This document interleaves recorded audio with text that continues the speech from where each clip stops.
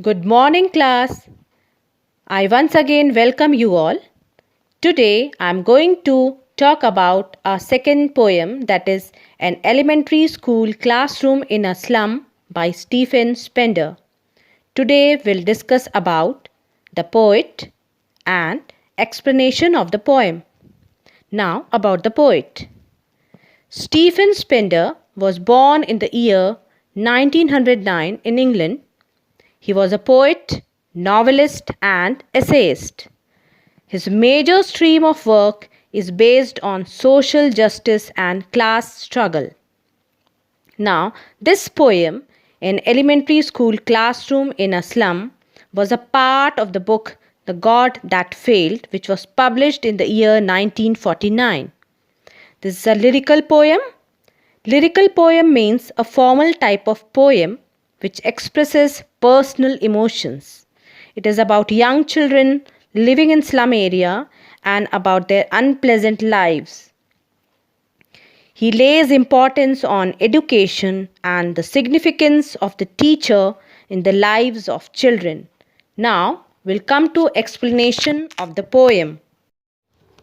Now the first stanza is: far, far from gusty waves, these children's faces, like rootless weeds, the hair torn around their pallor, the tall girl with her weighed down head, the paper seeming boy with rat's eyes, the stunted, unlucky heir of twisted bones, reciting a father's gnarled disease, his lesson from his desk. At the back of the dim class, one unnoted, sweet and young. His eyes live in a dream of squirrel's game in a tree room other than this. Now, the explanation of the first stanza. Far, far is used of repetition to lay stress on the distance, that is, how far it is. It's very far away. Gusty waves. This is a metaphor which means a very strong wind which is full of energy. So the faces of the children are very far from being energetic as they should be. Like rootless weeds. This is a simile. Rootless means without any foundation, and weeds are unwanted plants. So the poet is saying that the children are unwanted and without any bindings, and their hairs are smeared all over their pallor. Pallor means pale face. It may be due to lack of nutrition. The poet describes the children in the classroom. The poet says that there is a tall girl. Means as compared to other children, she is tall in the class.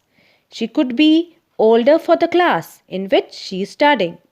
Her head is hung low due to burden of poverty. That is, her condition is so miserable. Then the poet says, there is also a paper seeming boy. Paper seeming boy is a metaphor to describe the boy who is very thin and white as paper. That is, his skin is very white. Now, rat's eye is again a metaphor to indicate the expression of his eyes, which is very greedy. He wants to grab everything because he is poor. There's another boy whose body is deformed, which probably he has inherited from his father. He is unable to stand properly and he recites the lesson from his seat. His father has passed on his disease to his son. The classroom is dull, dark, and without proper lighting. The poet further says that there is another boy in the class which is not noticeable as he is at the back of the classroom and he is unnoted. Unnoted is an antithesis. Antithesis is again a figure of speech which refers to the contrasting ideas. Between this sweet boy and the boy with greedy eyes, that is rat's eyes. Further, poet says this boy's eyes are so bright he is dreaming, thinking of escaping out into the open, and he wants to play with squirrel in the tree house. So there's again an antithesis between the openness of the tree room and the closed dim classroom. Now the second stanza. On sour cream walls, donations, Shakespeare's head, cloudless at dawn, civilized dome, riding all cities, belled flowery Tyrolese valley, open-handed map awarding the world its world. And yet, for these children, these windows, not this map, their world, were all their futures painted with a fog. A narrow street sealed in with a lead sky, far, far from rivers, capes, and stars of words. Now, in this stanza, the poet is describing the color of the classroom. It is sour cream color, that is yellowish cream in color. They are not painted since long time and are dirty. Now, children, use of cream wall is a simile. Next, he describes the posters on the walls which are probably donated by people. The first poster is of Shakespeare. He is bald, which looks like a rising sun. Here, the poet has compared the head of Shakespeare with the rising sun. He says, education is also similar to the rising sun, as rising sun spreads light into our life. Similarly, education also enlightens our lives.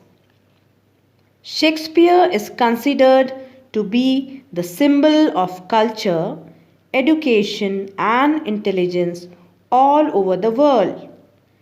Now, the second poster on the wall is of Tyrolese Valley. This is a famous valley in the hilly areas of Australia. This valley is full of churches and flowers, which symbolizes the beauty of nature. Another picture on the wall is of a map, a world map. Map is a metaphor.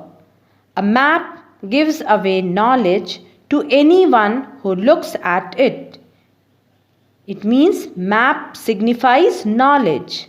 Now, all these pictures which are put on the wall are meaningless. Now, children, why they are meaningless to them? Because these children, their actual world is the slum area. That is where they live. They cannot understand what Shakespeare is.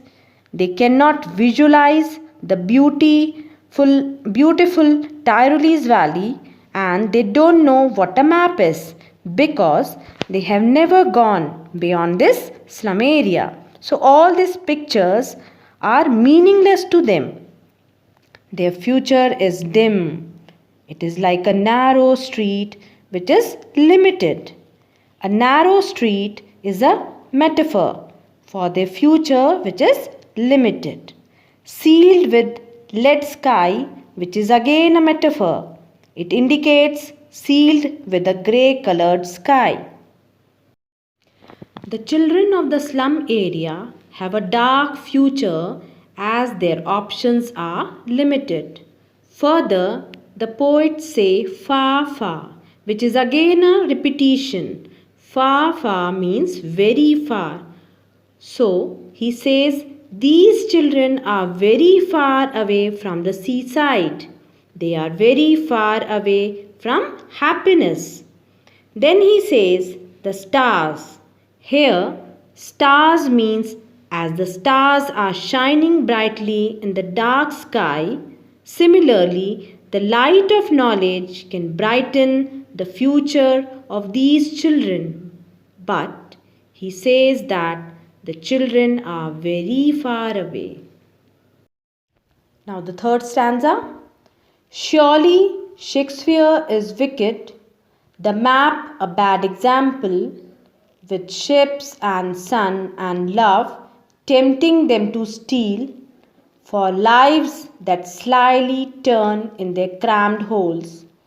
From fog to endless night, on their slag heap, these children wear skins peeped through by bones and spectacles of steel with mended glass, like bottle bits on stones. All of their time and space are foggy slum. So blot their maps with slums as big as doom. So, students, in this stanza, the poet is saying that these pictures, that is, the picture of map, Tyrolese Valley, and Shakespeare, have no meaning for these children. They are totally useless. So, to them, even Shakespeare is wicked. Why he is wicked? He is cunning, even he is bad, because there is no benefit of putting these pictures of map of valleys. Then the poet says that the picture of map, of ship, of sun, of travel, of love and acceptance, these pictures are not at all comprehensible by these children. These pictures are beyond their abilities because they cannot approach. Rather, the desire for love and acceptance will force them to steal. It will not take them to the right path. He says that they are living in crammed holes, which is again a metaphor.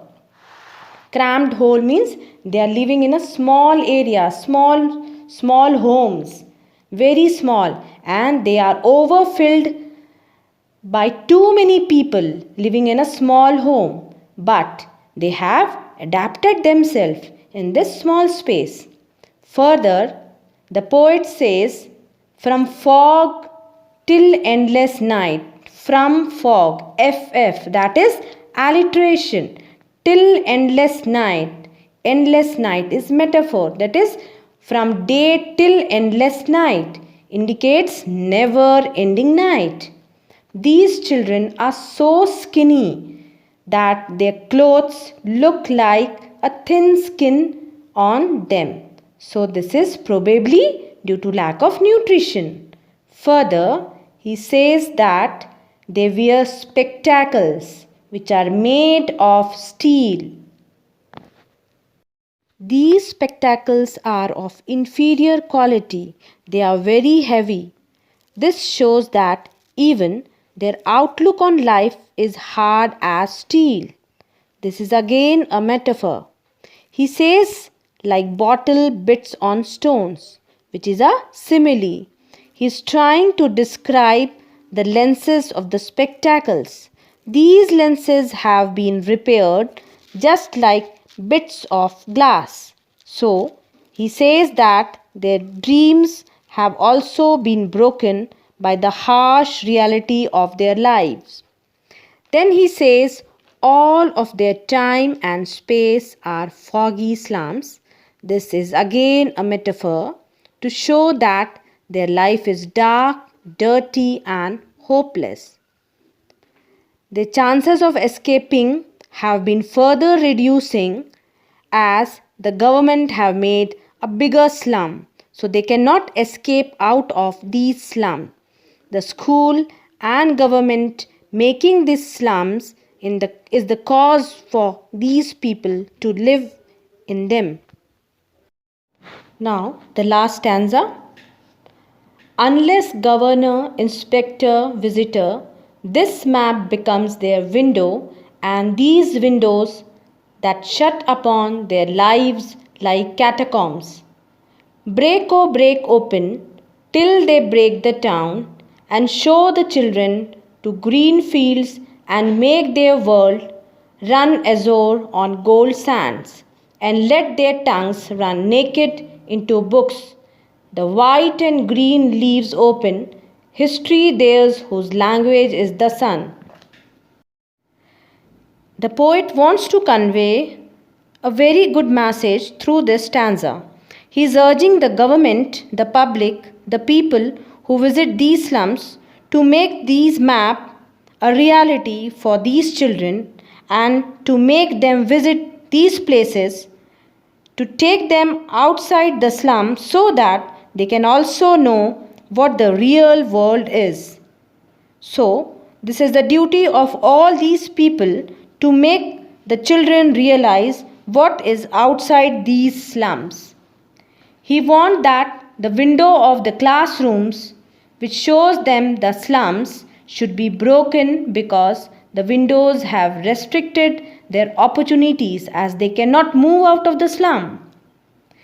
Break, oh, break open. Here, the poet has repeated break.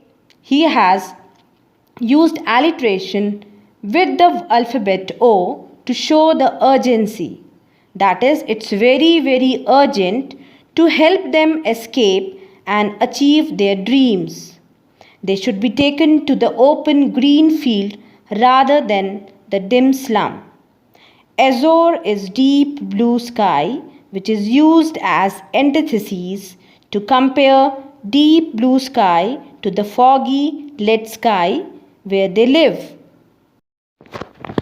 The sunny warm sand of the beaches and the bright blue sky.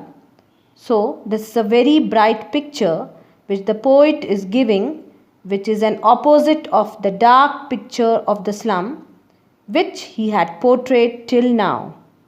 So, he says this kind of good atmosphere will give them desire to achieve good knowledge to brighten their lives.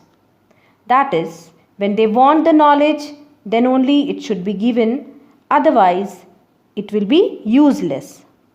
White and green leaves is a metaphor which implies the pages of a book, and the green leaves signify the clean environment and prosperity.